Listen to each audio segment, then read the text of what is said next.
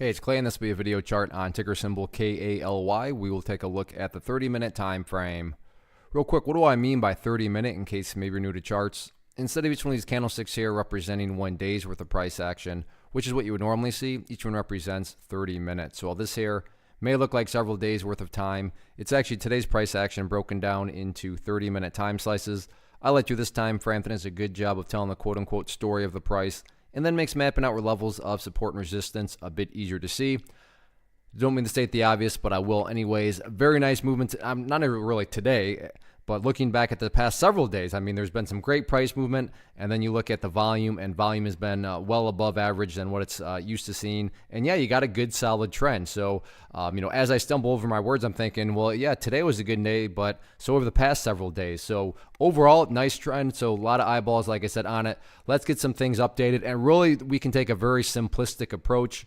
No pun intended here, but really the easy way to look at this is to keep an eye on that purple line there, which on my chart denotes the 50-period simple moving average. So if you want a simplistic approach, just use that simple moving average. Keyword there being moving, meaning as time goes by, as next week plays out, that line is just going to keep on moving itself higher and higher. So a very basic yet highly effective way to judge the health of quote-unquote the move, that right there being defined as the move, just watch the purple line. As long as the price stays above that line, as the line itself moves higher and higher, then the bulls are in full health, the bulls are in full control. However you can best visualize that, that is what is being represented. Now, ideally speaking, if the price could stay up here, above, 0.018, that would be great. But it's not like if the price falls below 0.018, that implies the entire chart's destroyed or ruined or anything like that. But moral of the story here is a very straightforward way to just continue to gauge the overall health, the overall trend. As long as the price is above that purple line, the bulls are fully in control. And that's also why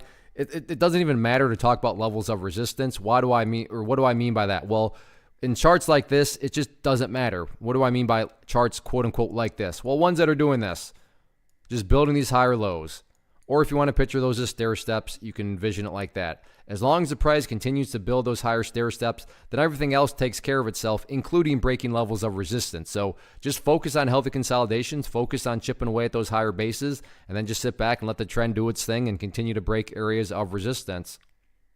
One of the biggest questions that I get is, hey Clay, how do you find the stocks that you trade? So what I've done is put together a free resource guide where I talk about the tools that I use to locate stocks that I find interesting and think may have potential. So if that sounds like something that could add value to you as a trader, then click on the image that is up on the screen right now and I will email you the guide. The guide itself is very short and to the point, and best part, it's completely free. Thanks for watching the video. Let me know if you have any questions.